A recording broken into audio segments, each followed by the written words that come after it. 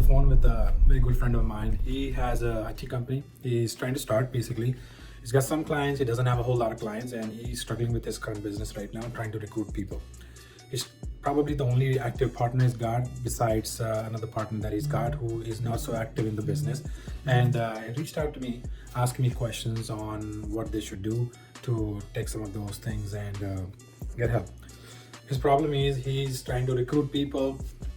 He is in a town where he cannot really find top talent. First, to trust him, and second, he cannot convince somebody to come and relocate to where he is. And he's not able to find the top talent. He's able to find entry level, interns for his business, which cannot really take his business to where he is. This is the conversation I had with him, and this is what I told him. My first pointer to him was that if you are trying to find talent in a small town, it's always going to be difficult to find the talent that you're looking for, and you will need to look into options of finding talent in outside city. Either convince them to move down to where your office is, or let them work remotely.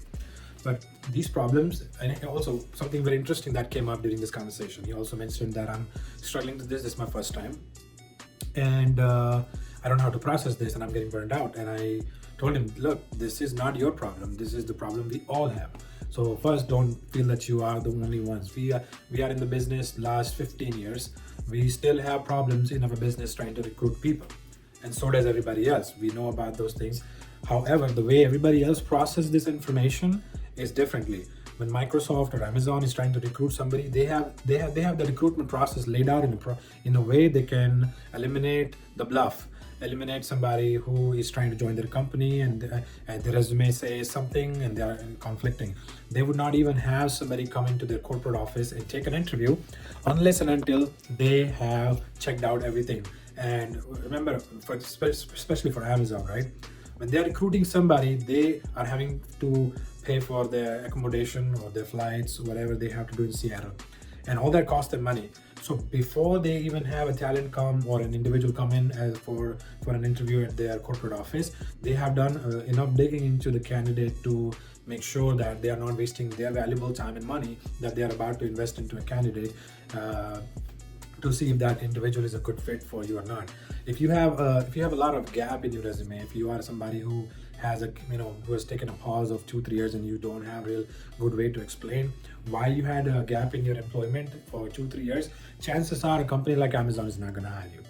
When we interview somebody for a position, let's say we are trying to interview somebody for a position of sales, or let's just say for management, we look into what they were doing in the previous job, how long they stayed on that job, and I simply ask people, hey, go through your day-to-day activity when you are in a position, when you are let's say you are given, you're on your previous job right now, and I'm assuming you have left that job, you're still there right now. Hey, go through your day with me, show me what you did when you clocked in, you clocked out, and what you did in an entire week.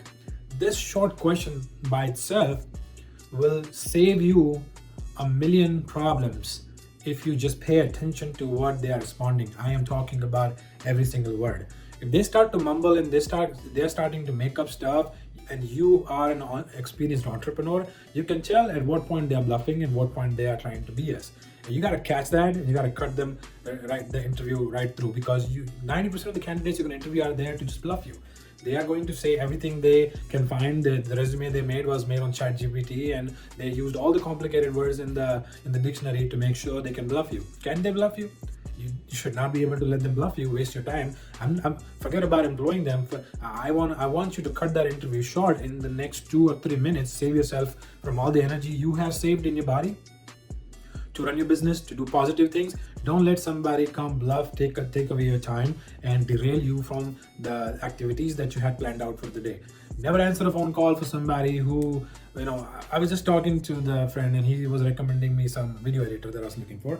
And he said, I know somebody is not as professional as you think it may be. Then I cut the conversation short. I was like, hey, if he's not professional, then I don't even want to talk about that guy. You should not even be talking about somebody who's not going to be the best fit for your business, for the job that you don't know. And that's why you're hiring them. If you're hiring them and you are the person who's going to have to coach the new individual on what he's supposed to do, that's a bad hire already. You cannot run everything in your business. You are the face of the company, but you don't know everything. You're there. Your job is to monitor everything, make sure everything is in order, and put process and checks and balances in place to make sure everybody flourishes, the customer gets what they want, the employees get what they want, and you get what you want. That is your job. You cannot put somebody who doesn't have the authority to take decision on their own, or who cannot take decision on your behalf for a job that you don't know. That is why you hired them. You can get a dog and bark at the same time. This is a saying, don't take it otherwise, but you cannot be the person who's barking also. You need them to be accountable. Their SOPs are going to determine what they're supposed to do, and your job is to make sure you check their work. You follow their work. You don't want to come into work every day and see what people are doing or tell them tasks to do. Their SOP should determine what they're supposed to do. You should not have to give them a list every day of what they're supposed to be doing. And if you're hiring somebody who bluffed in, you came into your organization, remember, it's going to cost you a lot more money to fire them, to onboard them, to train them. And if you want to save money on making this, if you want to save money by not making this mistake, you want to pay very close attention to what this candidate is saying, their background.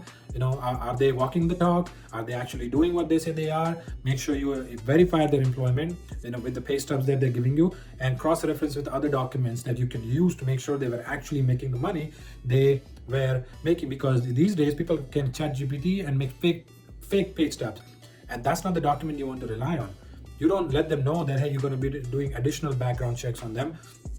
I know, but after you screen them through one platform, through your pay stubs or through the experience you pass them, dig deeper into the candidate you are going to bring into your company, because they're going to cost you money. Every day they work in your company, you have to pay them whether they performed or not. So you much rather do your due diligence so diligently that you don't fail at hiring a candidate and come back and say, what, it was bad hire. 1 month into it, you did not get anything out of it, and I would hate for that to happen to anybody. So with that being said, if you'll get any information that was relevant to you and you like the content on this channel, you can hit subscribe, like. There's further more information to come. I like to post 5 to 10 minutes or even 5 minutes videos. I try to keep it short. It gets extended sometimes. I cannot control that, I'm sorry.